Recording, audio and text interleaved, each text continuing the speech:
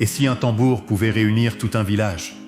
Amani, une jeune fille déterminée, avec son tambour de la paix, part en quête d'unité dans son village divisé. Une histoire touchante sur l'unité, la paix et le pouvoir d'agir, même quand on est jeune.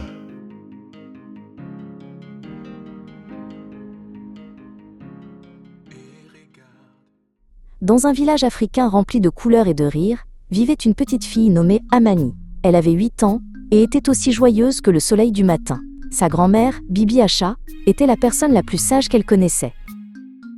Un jour, Bibi Acha tendit à Amani un tambour magnifiquement décoré. « Ce n'est pas un tambour ordinaire, ma chérie, » dit-elle. « Il ne jouera sa musique que lorsque les cœurs des enfants seront remplis de paix et d'amour. » Amani était impatiente d'entendre la musique magique. Elle frappa doucement le tambour, puis plus fort, mais aucun son n'en sortit. Elle était un peu triste et ne comprenait pas pourquoi. Un après-midi, Amani vit 2 enfants, Jabari et Zola, se disputer près de l'école du village. Leur voix était forte et leur visage fâché. Amani se souvint des paroles de sa grand-mère. Avec son tambour à la main, Amani s'approcha des 2 enfants. « Pourquoi êtes-vous fâchés ?» demanda-t-elle doucement. « Ne serait-il pas plus amusant de jouer ensemble ?» Elle leur proposa de faire une partie de marelle. Jabari et Zola hésitèrent un instant, puis un petit sourire apparut sur leur visage. Ils se donnèrent la main et commencèrent à jouer à la marelle, leur rire remplissant l'air. Amani les regardait, le cœur léger. Et là, un miracle se produisit. Le tambour d'Amani se mit à vibrer tout seul, et à jouer une mélodie joyeuse et douce. Les enfants s'arrêtèrent de jouer, émerveillés par cette musique magique. Amani comprit alors le secret du tambour. C'était un tambour de la paix. Elle décida de voyager de village en village, partageant sa musique et aidant les enfants à trouver l'harmonie et l'amitié. Amani arriva dans un nouveau village. L'air y était lourd, et elle vit 2 groupes d'enfants, un de chaque côté d'un ruisseau, qui se regardaient avec méfiance.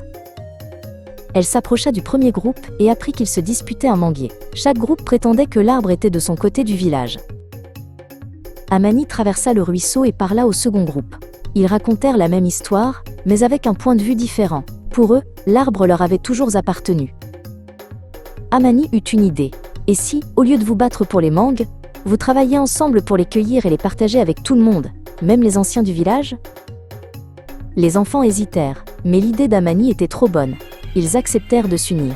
Ensemble, ils grimpèrent à l'arbre et utilisèrent de longs bâtons pour faire tomber les mangues mûres.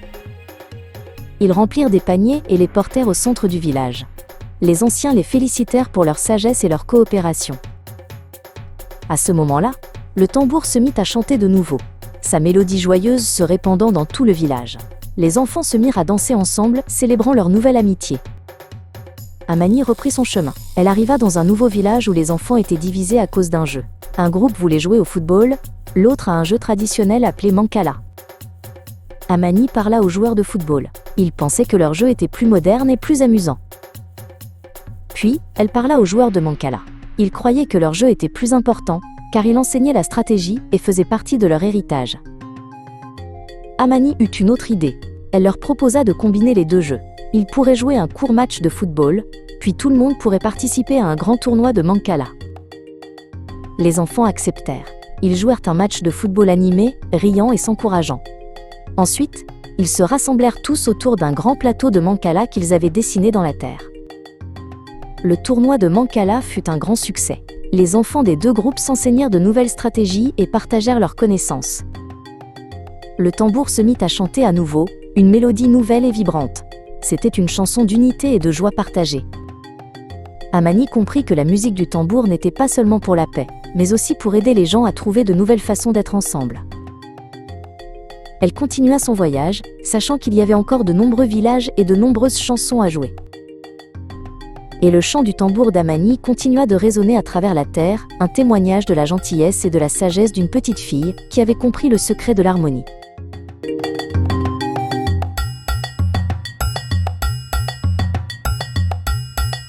Quand les cœurs s'écoutent, même les tambours oubliés reprennent vie. Oui, une jeune fille peut porter en elle la force de réunir des peuples entiers.